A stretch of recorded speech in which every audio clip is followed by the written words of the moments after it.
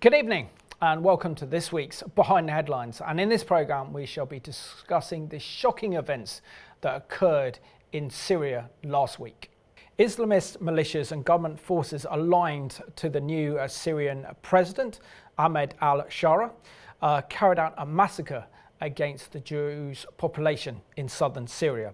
It's reported that over 1,200 people were killed in this conflict, and Israel took decisive military action to defend the Druze community, but also targeted the Ministry of Defence in Damascus as a warning to the new Syrian regime to lay off their hands against the Druze community. But the big question is, where is the international condemnation? Where are the international demonstrations against the Islamist forces in Syria for what is only could be described as a massacre and ethnic cleansing against the Druze in southern Syria? And it's great to be joined by Reverend Tim Gutman from the Christian Action Against Anti-Semitism. Tim, it's great to have you on the programme, and I know that you've had a busy weekend last weekend with all the demonstrations in central London, which did reflect upon the massacres that took place against the Druze in Syria. Just share with us your thoughts on what again is another massacre of minorities in the Middle East, but the silence of the international community. There are no demonstrations outside the Syrian embassy. There is no condemnation by the UN or by the EU. Our government has been pretty quiet on this one. And only really the Telegraph have really taken the Syrian regime to task on the persecution and the rape and the pillaging and the murder of the Druze community in southern Syria. Yeah, it's something we've been saying now, since October the 7th. Well, actually, for a long time. That there's a saying: "No Jews, no news." There's silence regarding massacres in, for example, in Nigeria of Christians, in Syria during the war, in Yemen or the famines. There's so much silence, and then, we were. Like you said, at the weekend, we were involved in an event with the Jewish community, and the word is this: no Jews, no news. When it's the Druze, people snooze. Thousands and thousands of people out on the streets again, because what's driving them to condemn Israel, to condemn, well, basically the Jewish people. And here we have complete and utter silence when we are seeing and hearing reports out of southern Syria that are evoking images of the Holocaust, actually, really horrendous violence and so much suffering. Absolutely. So let's recap on last week's horrific events that took place in southern Syria. So the fighting that took place on July the 13th as a local dispute between the Druze militia and Bedouin tribes, but quickly escalated into deadly clashes. Syrian government forces were deployed to the region to quell the violence, but instead became embroiled in it during Israeli intervention. The Daily Telegraph reported that intense fighting took place in the southern city of Sweida, leading to more than 1,200 fatalities, including 500 members of the Druze community. The Druze are a religious and ethnic group within Islam, and sadly 194 of their members were executed by the Syrian Defence and Interior personnel. Countless Druze civilians, including men, women and children, faced abduction, torture, execution, mutilations and even rape, while Christians were also suffered alongside them. Though they attempted to resist, there were growing concerns about the possibility of a genocide occurring. Could the Syrian regime of Al-Shara lead to the destruction of Damascus as prophesied in the Bible in Isaiah chapter 17 verses 1 to 3? And where are the international condemnations against the atrocities that were committed in southern Syria last week? And as Christians, how much do we need to stand up for the persecuted church and other ethnic minorities in the Middle East? So we've seen so much is going on, and so much is happening in our news that it's very hard to keep up. Even I struggle as a journalist to actually keep up with the speed of events that are shaping the Middle East. No, absolutely. talked in church a lot, preached a lot about, you know, as we near the day of the return of Jesus, the amount of things that are happening on the news, and particularly keep your eye on the Middle East. I think with what's happening in Syria, I mean, there are prophecies, as you mentioned, as you alluded to in Isaiah, and Israel said from the start, you'll note that these guys are Islamists. Why are you trying to do business with them? You know, they are Al-Qaeda, they're ISIS. Israel knows more than most of us when it comes to the Middle East region. And of course, there is that connection with the Druze community who are, you know, they're vulnerable, like the Yazidis, like the Alawites, like the Christians. In the Middle East, in these Islamic countries, the Islamists particularly would target the Druze because they reject Muhammad as a prophet. So that makes them particularly vulnerable to genocide and ethnic cleansing. Because the Islamists see them as apostates. Exactly. And an apostate in Islam, you know, it's almost worse than a Christian or a Jewish person. In fact, it is to them. They want death to the apostate. You know, they want beheadings, and we've seen images of people thrown off balconies. You know, the elderly burnt to death in their wheelchairs, and people holding beheaded heads. I mean, it's satanic. You know. Absolutely. And our shameful British government has also lifted sanctions against the Syrian government before it's proved itself, as well as providing 94.5 million of our taxpayers' money, our money, in aid to the Syrian regime, but also in a pledge of 160 million for long-term aid and reconstruction projects in Syria. We've also seen, for example, the shocking images of members of the Druze community having their distinctive long beards shaved off by Islamists that echo the dark years of the 1940s with the Nazi occupation of Poland. And this is what they did to the ultra-Orthodox Jews and the Orthodox Jews in Poland and Eastern Europe during the Second World War. If this is not chilling enough reminder to the world to wake up to this Nazi Islamist threat before it's too late. We're going to read from Isaiah chapter 17, verses 1 to 3, about the destruction of the city of Damascus, that says, Tim, would you like to read the Isaiah chapter 17? Oh, I'd love to. It says that the burden against Damascus. Behold, Damascus will cease from being a city, and it will be a ruinous heap. The cities of Aroer are forsaken. They will be for flocks which lie down, and no one will make them afraid. The fortress also will cease from Ephraim, the kingdom from Damascus, and the remnant of Syria. They will be as the glory of the children of Israel, says the Lord of hosts. I mean, it's a key prophecy that we've yet to see, and it would appear that Al-Shara's government, the Islamist regime there, is leading them to that, because Israel will not, and Israel is strong, and it's even stronger now than ever, I believe. Israel will not put up with Islamists on their doorstep, who are also slaughtering Druze, for example, who have a brotherhood in Israel. You know, the Druze fight in the IDF. They were the Israeli Druze, but they are deeply connected to the Syrian Druze. No, absolutely. So on this scripture as well, it's so interesting to know that Damascus is the oldest inhabited city in the world. But we know from what we've just read in Isaiah chapter 17, 1 to 3, there will be a day when this city will be totally destroyed. I think Damascus came close to being destroyed through the 14-year civil war that took place from March of 2011 right up to December of 2024, when al-Sams overthrew President Assad and then took full power and control of Syria. So we know that if he then uses Syria, and he's also said in the past that it's his desire to see the destruction of the state of Israel and to reconquer Al-Quds, which is Jerusalem, for Islam. So we know that that's his heart, that's intention. But now, instead of wearing the military fatigue of ISIS or the Islamic State, he's now wearing a suit and a tie and showing the kind of moderate face of the regime. But like anything, we're told in scripture to actually judge people by their fruits. And if we judge Ahmed al-Shara by his fruits, then we see what's happening with his militia forces and his government forces that are closely aligned to him in committing mass torture, persecutions, rapes and murder against minorities. Oh, absolutely, and we need to be aware. You know, this is spiritual discernment. As Christians, there is something in Islam where they're allowed to lie. There is provision for lies against non-believers.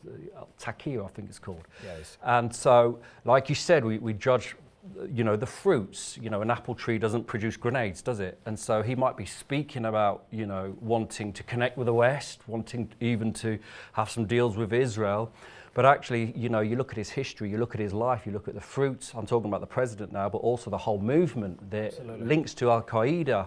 And interestingly, you mentioned about his eyes on Al-Quds. There was a video this week of a captured Bedouin who said, actually, I'm a part of the Syrian regime army, and we've been told to slaughter the Druze, and if we can, get to Jerusalem. Now, that could be the Druze trying to draw in Israel again, and it could be, you don't often take a captured person's word because, they might be under duress, but, the threat is there. He has got his eyes on Jerusalem. The Jews community are a really special community. I remember the first time I was out in Israel back in 1996 as a young 21-year-old with the Hebrew University of Jerusalem, and we were studying a beautiful kibbutz in the north, and we had a day's visit to the north. And we visited a Druze community there in the north, and remember there at the time because there were 28 American Jews as part of the course, so they were talking about basketball and stuff as well. And I just happened to see a football on the floor. I just then started juggling it and doing kippy up piece, and as a result of that, all the kids and all of them just all swung around me and they asked me questions. Are you from England? So I said, yes, I'm England. Who do you like? Manchester United, Arsenal, Liverpool? So I said Arsenal and stuff as well. So then they clapped and ended up playing football with them. So I had a whole game of football match with them, and then afterwards they say, would you come back and play for our village because we really like you? And I've also met some other Jews as well up in the Golan Heights as well, like really decent people who love the state of Israel, who actually serve in the top echelons of the IDF, and some of their best military commanders are members of this Jewish community. I mean, they are an ancient community, but they also are very loyal to whatever country they're residing in. So if they're in Israel, they see that they were there before the re-establishment of the modern state of Israel, and so therefore they are loyal to any state. So they're loyal to Israel. They were also then loyal to President Assad's regime in Syria and also in Lebanon as well. But it's interesting how Hezbollah and the Islamists really don't like the Druze community. So a very special community, but also what they're facing now is an existential threat because this new Islamist government in Syria sees them as apostates, and this is why they are prime target for the Islamist militias and government forces. And it was only thanks to Israel's military intervention that stopped a further massacre, even maybe of thousands of members of the Jewish community. Absolutely. And Israel alone, when actually the world should have been condemning and putting pressure on Syria, Israel, the only country in the world to confront this threat of genocide. And, if you don't stop it if you don't stop it right at the beginning, these things build up and get out of control. Israel stepped in when the world should have stepped in, and unbelievably, Israel was condemned for doing that. Israel was, I remember seeing a sign, a protester saying, hands off Syria. I don't know what's going on in people's heads. They have no concern whatsoever for anyone. They're just hatred for the Jews drives them.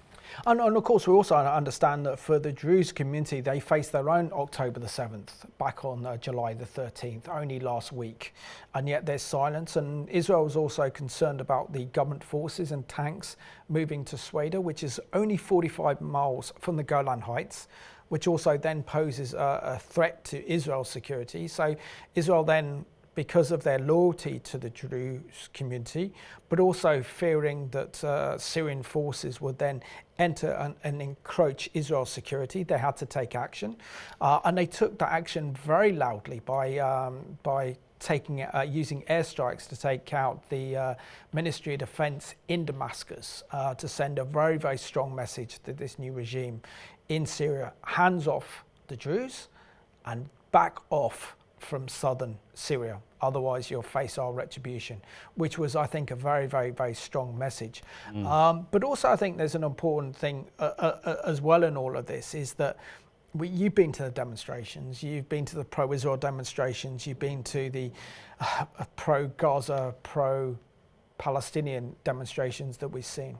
And yet, do they speak up on behalf of the Druze that are being persecuted by Islamists? I mean, is Gaza the only place where there's conflict in the Middle East? I don't think so. I mean, Gaza's by far not the bloodiest conflict even, but there's an obsession with Israel. The only time I ever see anyone speaking up for Christians, for example, or the Druze this weekend is the Jewish community, Israel. You know, they feel the pain.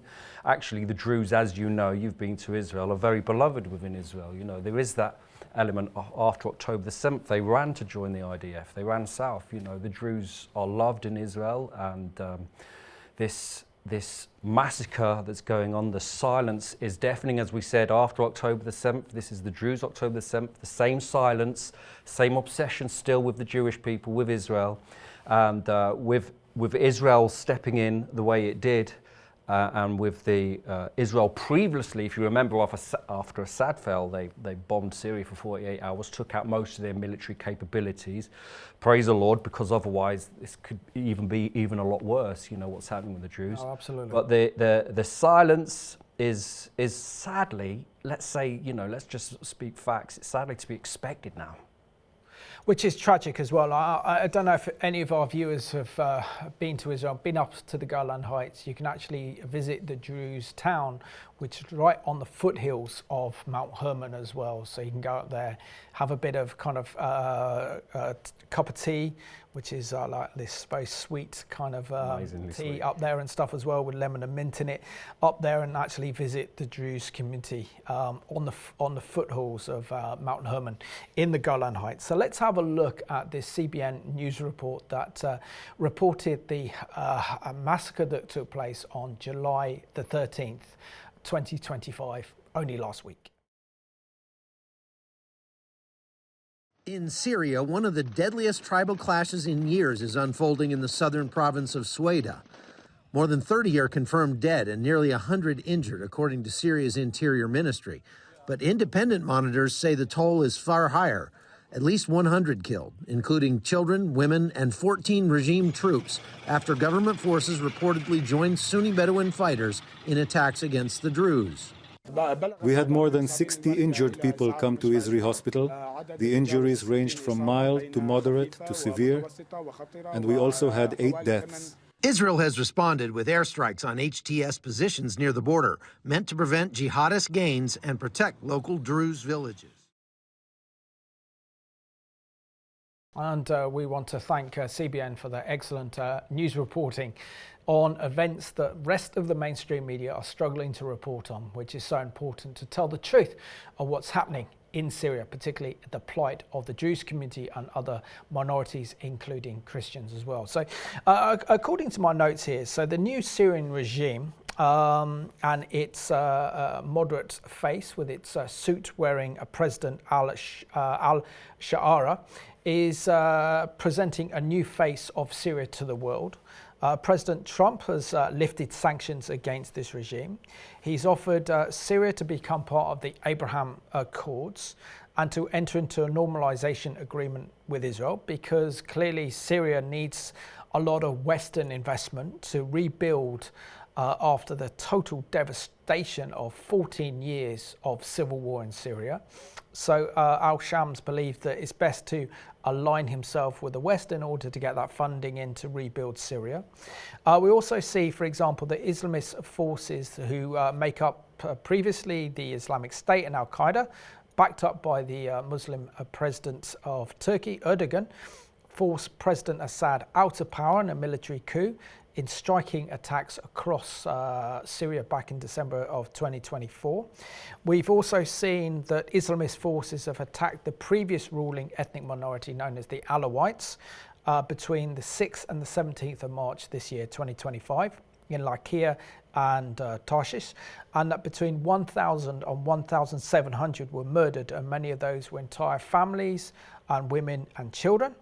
And then also on Sunday, the 22nd of June, an Islamist suicide bomber opened fire and then detonated his explosive vest during a Sunday service at a Greek Orthodox church in Damascus, murdering 25 people and injuring dozens more. So what we've seen really, haven't we, is a continuation of events ever since Al-Shara has taken power in Syria with his Islamist militias and government forces, firstly targeting the Alawites, then targeting Christians, and now targeting the Druze. And now he's saying, well, questioning whether I have complete control over these forces. Now, considering that he is the commander of the forces that led the rebellion to remove President Assad, I pretty much think that he has the authority to actually control his Islamist forces. If he doesn't, he needs to show how he's going to punish them in order to show other ethnic minorities that he's serious and he's a moderate and he's going to protect all Syrians. But that is very questionable, is it not? Absolutely. It's like I said, this saying one thing and then doing another thing. I mean, we've seen it repeatedly, like you said.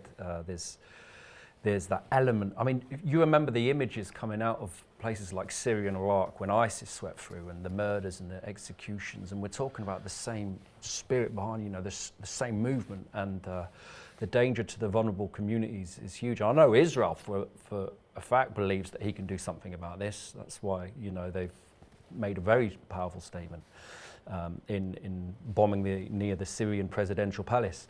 But he is someone, obviously, as Christians, we need discernment. You don't just listen to the media. There is another thing at play, as you mentioned, as you alluded to, Donald Trump and the Americans wanting to bring Syria into the Abraham Accords, bring Syria into peace, if you like, into kind of like a Western alignment. But how can you have peace with a people that believe at the very core that, for example, that Jerusalem is Al-Quds for a start, that the Druze, the Alawites, the Christians, Jews, that they are not only apostates, they are not only lesser, but they are to be slaughtered. I mean, you can't make peace with such people. Eventually, I think, this will play out. I think Israel will have to intervene again. Absolutely, but one piece you can have in the Middle East is what is known as Israel being the strong horse. And the Arab world always like to back a force bigger than their own, whether it's the Americans, whether it's the Chinese, or whether it's the Russians, so they know they've got their back. And Israel sent a very, very powerful message to their own Arab minorities, that if you're attacked, we will come to your defense. And so that creates loyalty. That also creates a hope amongst the Jewish community that Israel will do what it can to protect fellow citizens, but also means that Israel is also standing up to these Islamist regimes, whether it's the Iranian regime, whether it's Hezbollah, whether it's Hamas, Palestinian Islamic Jihad, the Houthis, Al-Qaeda, ISIS, to send them a powerful message that we are the most powerful player in the Middle East, and if you dare come against us, there will be devastating consequences, which is a far cry from Israel's situation on October the 7th and October the 8th. 2023. I was just going to say that. There's a verse in the Bible, it's in Genesis 49 or 50, and it says this: what you meant for harm, what the enemy meant for harm, God will use for good. And since October the 7th, I mean, people keep saying, you keep hearing this from people in the Middle East. They keep saying the Middle East really responds to the language of strength. We don't understand it in the West. We think we can negotiate and diplomacy. It just doesn't work. They respond to strength. And since October the 7th, how Israel has absolutely, heroically, but, obviously the hand of God, I truly believe this. What they've done with Hamas, Hezbollah, the IRGC, how they took out Syria's military capabilities. Like I said, the IRGC recently, Iran's seen as a kind of like rival to Israel. Well, Israel has clearly risen as the strongest power, and the other nations in the Middle East will respond to that. They respond to the strength, and they like the strength. And Israel will be the dominant power in the Middle East. And people know now its military can reach anywhere, thousands of miles even, with what they can do. So absolutely. And I think that will create doors for peace. But we're also seeing a new alliance really merging with the Turkish President Erdogan, who's a member of the Muslim Brotherhood, aligning himself with the new Syrian regime together with the Saudis in order to try and bring Syria into the West, because we've seen that Syria under President Assad was part of the Shiite Iranian Shia crescent. That has collapsed since Israel has completely destroyed that ring of fire built up against Israel. So they're now thinking geostrategically that Syria would then align itself with Turkey and possibly Saudi Arabia. And we're seeing that influence of the Muslim Brotherhood unfold. But Israel is clearly sending a very strong message to the new Syrian government in Syria: hands off the Jews, get away from our border, and don't deploy your troops anywhere near the Golan Heights, or there will be retribution. But let's remind ourselves of what happened horrifically on July the 13th last week. So the Daily Telegraph reported on Sunday the 20th of July under this headline: innocent people raped and slaughtered in Jews clash. It says the rising death toll and the continuing sectarian violence reported in Syria as the US demands accountability. The US called for calm in Syria and warned that rape and slaughter of innocent people must stop. Fighting in the country's south, sparked by a conflict between rival Druze and Bedouin groups, has led to the death of over 1,100 people, and I believe that is now 1,200 according to the latest reports, the recording of this program. It could be more. The toll included more than 500 Druze members of a minority religious group. 194 were summarily executed by Defence and Interior Ministry personnel, a war monitor said. So this is actually being carried out by forces loyal to the new government. The Syrian Observatory for Human Rights said those killed last Sunday also included 342 government security personnel and 21 Sunni Bedouin. And 3 of them were civilians. The group said that the Bedouins were also summarily executed by Druze fighters, another 15 killed in airstrikes carried out by Israel, which is promised to protect the Druze. Now, do you want to read out what the Daily Telegraph also reports, the fact that government of Syrian forces have been involved in this massacre against the Jews? Yeah, absolutely. So on Thursday, the 17th of July, the Daily Telegraph, the headline read, Syrian army accused of executing Druze civilians. A monitoring group claims troops carried out executions before withdrawing from the southern province. Syrian government forces have been accused of killing members of the country's Druze minority before withdrawing from the province of Sweida. Defence Ministry troops carried out executions and other violations against both civilians and Druze fighters prior to agreeing to a ceasefire, according to the SOHR, that's the UK-based Syrian Observatory for Human Rights. The south of the country has been affected by deadly sectarian violence since Sunday, amid clashes pitting Druze fighters against Sunni Bedouin tribes and the army and its allies. On Thursday, videos emerged appearing to show a group of around 8 men kneeling on the ground while masked men in uniform shot them. Many of the victims were then seen slumping forward. In a separate account, a Syrian journalist told Reuters news agency that he had found the bodies of 12 people in a house, including women and an elderly man, and meanwhile a video clip filmed by Sweida resident purported to show the aftermath of a killing in another home, showing a lifeless man in a chair, an elderly man with a gunshot wound to his right temple on the floor, and a younger man face down in a pool of blood. Details of violence in the region are only now slowly emerging following an internet and electricity blackout on Wednesday when the worst of the clashes occurred. Ahmed Al-Shara, the leader of Syria, accused Israel of trying to divide the country and vowed to protect its Druze minority as a priority. And he added, "We're not among those who fear the war. We've spent our lives facing challenges and defending our people, but we have put the interests of the Syrians before chaos and destruction." And then addressing the Druze, he said, "We reject any attempt to drag you into the hands of an external party. However, questions remain over whether he can exert enough control over his own forces to maintain order." And there are videos and images going around, for example, on X and on Instagram, where you can see people being forced to jump off balconies. You know, there was a horrific massacre in a hospital, lots of images from that. And I've seen some of these other images. And it is evoking memories of October the 7th, obviously. It's the same kind of violence. We're hearing about rape and torture. And also evoking, like we said earlier in the show, images of the Holocaust with the forced cutting of the beards and the moustaches. Oh no, absolutely horrific. So let's have a look at this CBN news report. This one is entitled, Israeli Jews Protest Against the Syrian Regime. You can't make a deal with a killer. Let's take a look.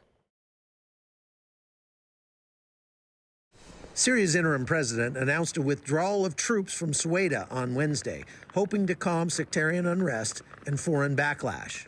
I specifically mentioned our Druze people, who are an integral part of the fabric of this nation. We assure you that protecting your rights and freedom is our priority. Yesterday, more than 1,000 Israeli Druze breached the border fence, crossing into Syria to help fight for their brethren. At the same time, Israeli airstrikes hit regime targets in Damascus, including the Ministry of Defence and the presidential palace. A signal to the new regime that further violence in Sweida would not be tolerated. The Trump administration echoed that message Wednesday. We are calling on the Syrian government to, in fact, withdraw their military in order to enable all sides to de-escalate and find a path forward. Meanwhile, in Jerusalem, Prime Minister Netanyahu's government is again under strain. The ultra-Orthodox Shas party ordered all its ministers to resign from their government posts, though they remain part of the ruling coalition. The move weakens Netanyahu's control as far-right allies grow more dominant. And in Washington, President Trump hosted the Emir of Qatar at Mar-a-Lago. Earlier in the day, he made this cryptic comment. Envoy Steve Witkoff. Steve, thank you very much. Thank you. Good job. And we have some good news on Gaza and good news on a couple of things that we're working on at a very high level. Whether that's linked to hostage negotiations, a temporary ceasefire, or something else remains unclear, but sources say discussions are ongoing. From Jerusalem, I'm Chuck Holton for CBN News. Thanks once again to CBN for another excellent report highlighting what's going on there in Syria again. Absolutely, and I think it's important to highlight the atrocities, because when we highlight the atrocities that have occurred, particularly by government forces and Islamist forces that are linked to Al-Shara's new regime in Syria, we're actually documenting evidence of genocide and crimes against humanity. Something that the enemies of Israel love to accuse Israel of doing in Gaza, but they've yet to actually present the evidence because Israel is not carrying out mass rapings and murder and pillage. And yet here we have an example only of last week of a real genocide taking place, and yet this pro-Palestinian mob are absolutely silent when it comes to the suffering of the Jews community in the Middle East, which really does show their absolute ignorance of when it comes to understanding the Middle East today. It is pure ignorance, and you know, there's plenty in the Bible that talks about people that call good evil and evil good. I mean, we have documented evidence, and it is starting to emerge more and more from the Druze massacre. We have plenty of documented evidence from October the 7th, but what we haven't got, for example, is not even one video phone footage of the so-called aid centre massacres that are apparently taking place, being reported by the media and parroting, you know, Hamas statements and Hamas figures. We aren't seeing any evidence, any documented videos or anything of any such things by Israel, but you would believe that Israel is on par with the Nazis, the way they even call them Nazis, which again is the worst kind of anti-Semitism, because they keep using against the Jewish people the very things they've suffered, genocide, you know, the rape. I mean, I've seen people accuse the IDF of rape so many times. There's not any evidence. What we do have evidence is this happening against the Druze, against the Jews on October the 7th. This is the world we live in, when good is evil and evil is good. Absolutely. So let's document some more of the atrocities. Historically, it's important, but it's also important, particularly as you mount a legal case against crimes committed against humanity, which is genocide and ethnic cleansing. So the Sunday Telegraph reported under this headline, they executed him and called his wife to brag inside the Jewish city ravaged by militias. A surgeon shot in the head as Syrian regime forces wearing Islamic State badges carry out bloody rampage, says witnesses. Dr. Talat Amir, a surgeon at Sweida National Hospital in southern Syria, worked tirelessly for 3 days as bombs fell and the building came under siege from government and militia forces. On the 4th day of fighting, the Druze majority city, Dr. Amir was shot in the head as he tried to return to work. He was dressed in scrubs and they executed him. They called his wife on the phone and bragged about it. Sami, a surgeon at the hospital, told the Telegraph. Witnesses reported that it was regime forces wearing Islamic State badges on their military fatigue. So here we go. We got the evidence here. I mean, to actually then target a surgeon whose very role it is to save lives. And we talk about Israel attacking hospitals, right? And this is the paradox in what we're living in and the world we're living in, that here is a genuine attack on assault on hospital in Syria, which has then largely been dismissed by our mainstream media, hasn't really been reported. And the only kind of British newspaper I've seen have done a lot of due diligence to this is the Daily Telegraph, and this is where I get most of the sources. So well done, Daily Telegraph, for excellent reporting on this one. But again, we need to understand what's happening and the atrocities to actually attack a hospital, or even a tank outside of the hospital in Sweida. No, absolutely. And, said time and time again, this fanatic, this Islamist, this violence is completely satanic. I mean, targeting a surgeon first of all, then calling his wife to brag. I mean, this is the kind of things on October the 7th when they would film it or ring the family members. I mean, it's so demonic, isn't it? You couldn't think, it's hard to think of the most evil thing you could imagine, and that these people are doing this, and they're doing it, with impunity. We've been warned, and a lot of Israel's been saying, we're talking about ISIS here, Al-Qaeda, ISIS, and here we are. There's evidence of them wearing ISIS badges and ISIS-affiliated clothing and also, we saw the same thing in Armenia, in Nagorno-Karabakh, when forces belonging to Azerbaijan invaded the Armenian province, which is a Christian nation, and literally forced over 180,000 people to flee.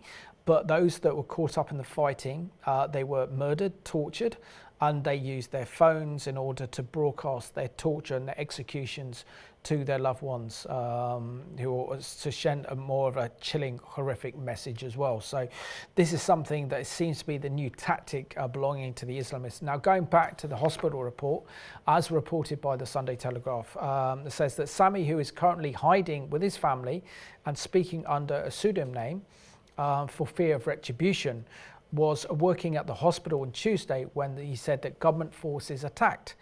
We saw the soldiers and the bombs were landing on the hospital, but we hid. Then tried to continue treating patients. Then we lost electricity and water, he recounted. He said that there was on Wednesday when Syrian soldiers alleged to have detained doctors and nurses in the operating rooms. They killed a maintenance man and told the doctors they would be executed at 6 p.m. The soldiers were forced to withdraw, and colleagues escaped, Sam said, but he does still not know how many staff were killed during the attack on the hospital. They say that videos are filmed inside the building show corpses piled up in hallways, blood-soaked floors, rooms stacked with body bags, and chaotic makeshift morgue set up outside. When Sami reached the hospital on Thursday, passing civilian bodies littering the roads nearby, he found a Syrian tank at its front entrance and more bodies. It looked like a massacre. The hospital was partly destroyed. There are a lot of bodies put on top of each other, and we still do not know who is dead. I haven't been able to make contact with all my colleagues. And he goes on to say, for example, I think they'll reach 1,000 soon. We do not have time to identify them or bury them. So, I mean, here, eyewitnesses to account to a massacre against doctors and patients within the hospital. Doesn't that just prove how absolutely evil and demonic these Islamist forces belonging to the regime of Al-Shara actually are? And this is no moderate nation. And I think also where the calls for sanctions to being reimposed on Syria by the EU, by the British government, by the United States, and to realise that with Al-Shara, this is something that a man that we can't do business with until he proves that he can protect minorities and rule Syria responsibly in the aftermath of the Syrian civil war and the previous regime of President Assad. Yeah, I mean, yes, going what you first said, isn't it demonic? Absolutely. I mean, it's like I said, it's hard to think of the most evil thing you can imagine, but this is what's going on. This is what they're doing. And then, you know, expecting when something like this happens and we have documented evidence and there's videos all over social media, for example, expecting more pressure from governments, from bodies like the UN and from others, when, you know, by and large, this is silence, give or take an odd comment like, you know, you must stop the rape and torture.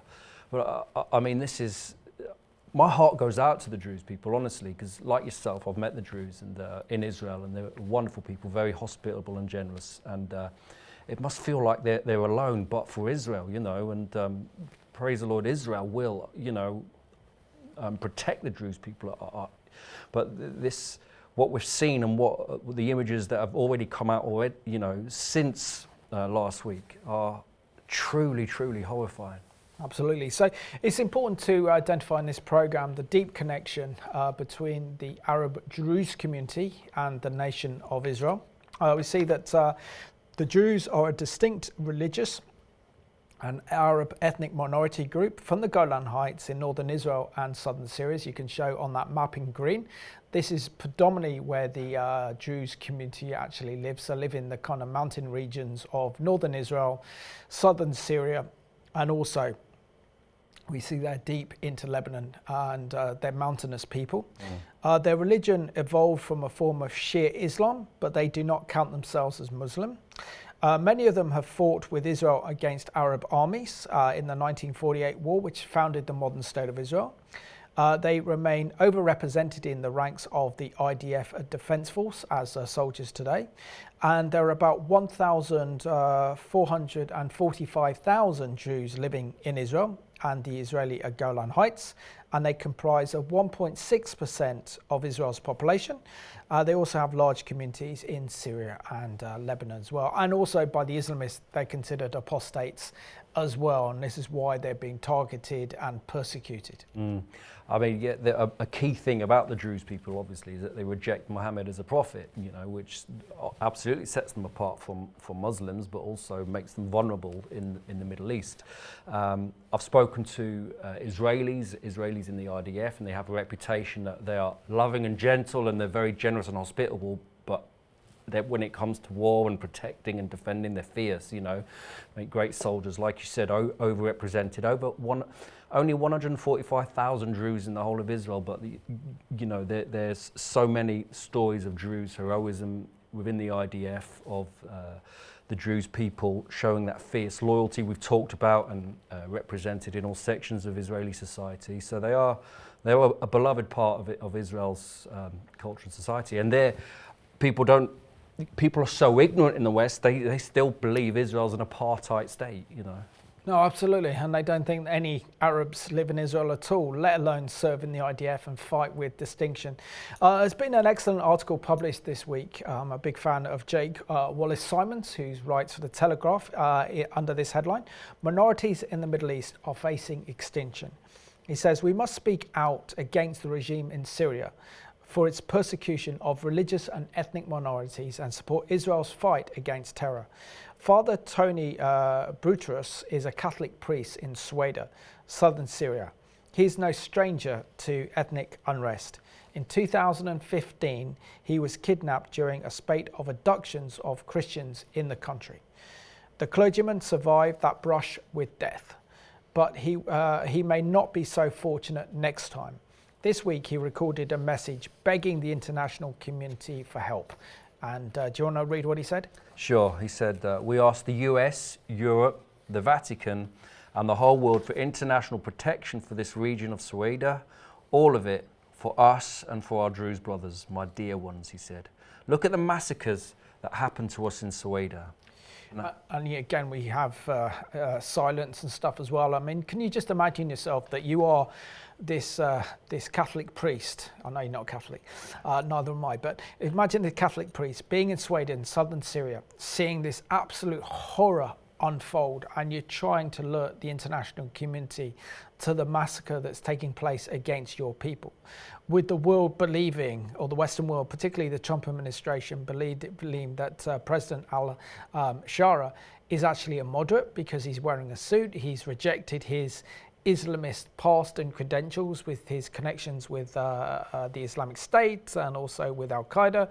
And now he's forging a new path and a new destiny for Syria. And yet troops loyal to this regime, new regime in Syria, are the ones that are carrying out the massacre against these beloved Jewish people. Absolutely. Please, we have to understand within radical Islamists, is it Sweida or Takia where they can present this side where they can lie basically to non-believers. Look at, like we said at the start, look at the fruit, look what's going on. And as well, it would seem this last week, for example, the Vatican and many people on social media, they've been obsessed with one stray rocket that hit a church in Gaza, and they're obsessively condemning Israel, out of this event and ignoring what's going on with the Druze. And here's a Catholic priest saying, please, Vatican, please guys, look what's happening here. This is where genocide, this is where massacres are actually happening. Absolutely. So let's unpack a bit more of what Jake Wallace-Simon writes in the Daily Telegraph as of last week. He said he spoke to hundreds of Jewish civilians, including women and children, were being kidnapped, tortured, executed and mutilated, with Christians suffering at their side. They fought back, but there were fears of genocide. The Syrian Bedouin who had started the onslaught was soon backed by forces from Damascus who joined the violence despite being sent to stop it. Before long, Sweida was a magnet for every Sunni tribe in the region, with thousands of militiamen brandishing Kalashnikovs and knives streaming south on motorcycles and in cars, in buses. He says, your fight isn't with Syrians, it's with the entire Muslim world, one masked jihadi said in a chilling video. We will hunt you down wherever you are, just like the Jews. The world ignored the priest's desperate plea, and apart from Jerusalem this week, the IDF forces, jets pushed the murderous mob back for the sake of his own security. Sweida is only 45 miles from Israel. As well as that, the Druze also provided large quantities of humanitarian aid. Do you want to read out what he says as well? Yeah, under Jelani's rule, despite what he's been saying, the Alawites, the Christians, have been massacred in sadistic scenes that have often been captured on social media. One video showed the corpse of a vintner being trampled face down in his own wine by the soldiers of Allah in March. Was the old jihadi powerless to stop this man, or had he little desire to do so? This time it was the turn of the Druze, numbering up to 1 million. They adhere to the mystical faith that believes both in the God of Abraham and reincarnation. About 150,000, as we mentioned, reside in Israel and are counted amongst its most loyal soldiers. From a Jewish perspective, however, and perhaps a Muslim one, it's hard to understand the lack of concern in the Christian West for Christians in the Middle East. A century ago, they comprised 20% of the population of the region, and after decades of bloody persecution, that number stands at under 3%. Not a single placard has been raised. For a country embarrassed by its religious heritage, all of this is a little bit awkward for us, I suppose. Anyway, back to Gaza. I mean, finishes it very well, and it just seems that the world is preoccupied with Gaza, and yet the real massacre that's taking place is in Syria, and we have nothing but silence. But I think in the dying minutes of the programme, I think it's also important to state Israel's position on Syria. So the Daily Telegraph reported on Wednesday the 16th of June under this headline, "Why is Israel bombing Syria and who are the Druze?" It says Israel turns on the new Syrian regime by striking the Ministry of Defence building in Damascus on Wednesday. It says for the most part, Israel sees Syria's new leader, Ahmed Al-Shara, and his troops as terrorists. When the group moved to overthrow Assad's regime in Syria in 2024, Israel took the opportunity to bomb and destroy vast bulks of the country's military assets, including tanks, trucks, missiles and weapons. Says this has left Al-Shara, a former Al-Qaeda fighter turned statesman, struggling to exert policing control over large parts of the country. Says immediately after Al-Shara won power, Israel lobbied hard to keep him branded as a terrorist, but was caught by surprise by Donald Trump's befriending the new leader and welcoming him into the international fold at the behest of both the Saudis and the Turks. Some Israelis believe that Israel has been looking for an excuse to upset the apple cart ever since it got rolling on the US president's visit to the Gulf about 2 months ago. And on Wednesday, 2 ministers of the Israeli government called on the IDF to eliminate Al-Shara himself. We must not stand idly by in the face of the Islamist Nazi terror regime of Al-Qaeda in a suit and tie, said by Amichai Achelik, Israel's Minister for the Diaspora and Anti-Semitism. Anyone who thinks Ahmed Al-Shara is a legitimate leader is gravely mistaken. He's a terrorist, a barbaric murderer. He should be eliminated without delay. So let's have a look at this final report of how Israel has taken action to actually prevent further massacre of the Jews community, but also send a powerful warning to President Al-Shara. Do not mess with Israel and do not attack the Jews. From CBN.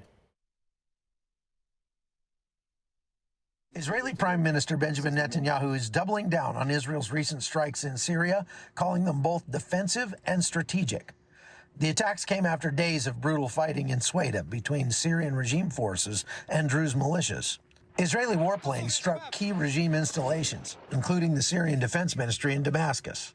We have a commitment to keep the southwestern Syria area as a demilitarized zone on the Israel border. We will not allow a situation to return where a second Lebanon is established there, and we are also committed to protecting the Druze residents. Following the strikes, Syrian troops began pulling out of Sweida overnight under a new truce brokered by the U.S., Turkey, and Arab states.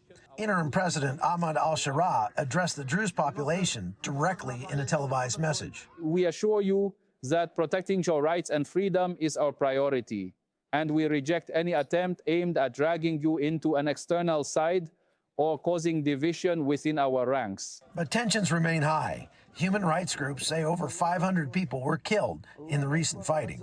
Druze militias are reportedly carrying out revenge attacks on Bedouin villages that supported the regime, and Syrian forces are preparing to return to the area. And Turkey's President Erdogan blasted Israel's involvement. Israel, using the Druze as a pretext, has extended its banditry to our neighbor Syria over the past 2 days. I want to say this once again, clearly and plainly. Israel is a lawless, ruleless, unprincipled, spoiled, indulged, and frenzied terrorist state. Thank you once again to CBN for an outstanding video, a clip showing what's going on and showing how the response of leaders, particularly Turkey's leader again, claiming Israel is the lawless country and is a bandit. And yeah, because he essentially sees that Al-Shara is an ally of his. We know that he swept to power thanks to the helps of the Turks, because the Turks wanted to kind of push the Iranian influence out of Syria, but they also want to use that as an opportunity to attack the Kurds, their great enemy. And of course, then by having huge influence over Syria, they can then build a Turkish military bases, air bases in Syria. And then they are so much closer to Israel, which is extraordinary, because Turkey was the first country, Muslim country in 1952 to recognize Israel's right to exist. And when the secular forces were in control of Syria, control of Turkey, Turkey was an ally of Israel. But I mean, the one thing as we draw to an end and conclude the program, I think the silence of the international community is deafening. What was also deafening is there were no protests against the Syrian government for what is allowed to happen. And yet our own government is still pumping millions of our own taxpayers' money into this new Syrian regime without any real tests to see whether Al-Shara is generally a man of peace, or whether he is like a leopard that cannot change his spots. Exactly, and you know, it's like we haven't learned from history. We've done that in the past where we've backed somebody because, for example, they're fighting Russia or whatever in Afghanistan, and it turns out, you know, what we're doing is we're pumping money to future terrorists or to future terrorist attacks against the West. I think the lack of condemnation by world bodies, by world leaders, by those on the streets, it shows a complete and utter moral bankruptcy. It shows, you know, that they are corrupt. For example, the UN bodies, it shows that they are obsessed with the Jews. It's highlighting their marches, everything they're doing. It's just pure anti-Semitism, because why aren't you on the streets? Why aren't you condemning what's going on in Syria by the government forces? Why aren't you making a noise? Why is it just the Jews you're obsessed with, condemning the Jews? Why are you not speaking out for the Druze? Why are you not speaking out? And again, Israel has saved the world from a nuclear holocaust by attacking the Iranian regime's nuclear weapons program. And again, we see that Israel's taken actions to defend the Jewish community.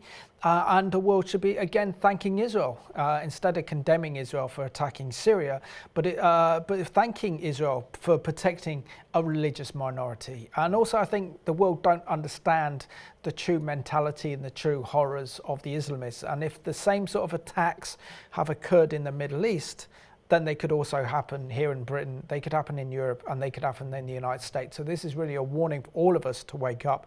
But share with us your thoughts on how, if Al-Shara continues this Islamist agenda that he has, and if he continues to be a kind of moderate in a suit, but in reality behind that he's still wearing his military fatigue and he's still having the badge of Al-Qaeda on his shoulder, then we could see the sudden destruction of Damascus in fulfillment of biblical prophecy. Absolutely, and Israel is on the front line fighting a war against an evil that would sweep across the world. They gave a speech on October the 8th threatening Rome next, Christianity. Israel fighting this war has become strong. Israel is strong. The people are strong, the people live, the people are mighty. They will not let him massacre the Druze. They will not let him threaten northern Israel or threaten to come onto Jerusalem, whatever it is they say. Tim, superb job on Behind the Headlines. Thank you so much. It's been a pleasure doing this programme with you today. I want to thank you for watching tonight's Behind Headlines. And what we've seen happening in Syria is nothing but morally abhorrent. It's disgusting, it's evil, and it needs to be called out. We thank Israel for their bravery and their courage by coming to defence of the Druze community, but also sending a clear message to Damascus: hands off the Druze, and also stay away from Israel's border in the Golan Heights. So I want to thank you for watching today's Behind Headlines.